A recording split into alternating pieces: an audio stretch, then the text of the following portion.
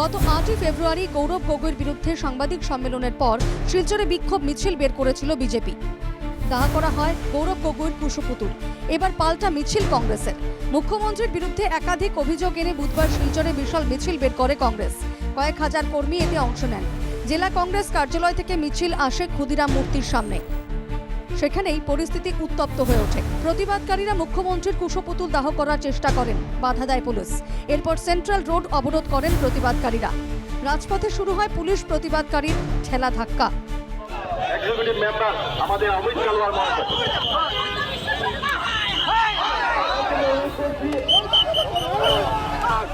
এদিকে দীর্ঘ সময় ধরে চলা পুলিশ প্রতিবাদকারীর খণ্ডযুদ্ধের পর পুলিশ মৃদু লাঠিচার্জ করে। এই ঘটনায় আহত হন বেশ কয়েকজন কংগ্রেস কর্মী।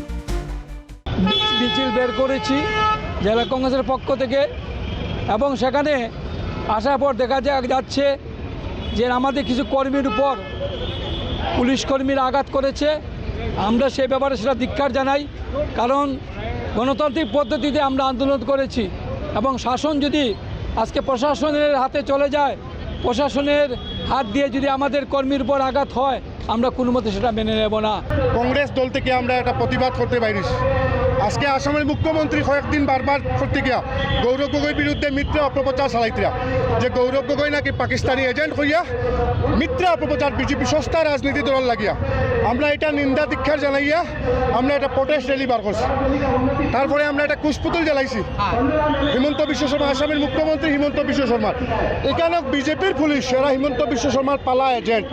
ওই এজেন্টরা দেখুন কীভাবে আমরা দেখুন আমার আঙ্গুল ফাটছে, এই দেখুন আঙ্গুল ফাটছে পুলিশে মারিয়া, এখানে আঙ্গুল ফাটাইছে শিলচর সদর থানার পুলিশ। কংগ্রেসীদের অভিযোগ, এপিসিসি সভাপতি গৌরব গগৈর বিরুদ্ধে অপপ্রচার করছেন মুখ্যমন্ত্রী, তাই তাঁরা রাজপথে নামতে বাধ্য হয়েছেন। ভোটের মরশুম, তাই প্রতিবাদ পাল্টা প্রতিবাদে উত্তপ্ত হচ্ছে শিলচর শহর। প্রতিবাদের মাধ্যমেই চলছে শক্তি প্রদর্শনের চেষ্টা। আমাদেরকে পুলিশ মারামারি করেছে, আমাদেরকে ভয় দেখানোর চেষ্টা করেছে।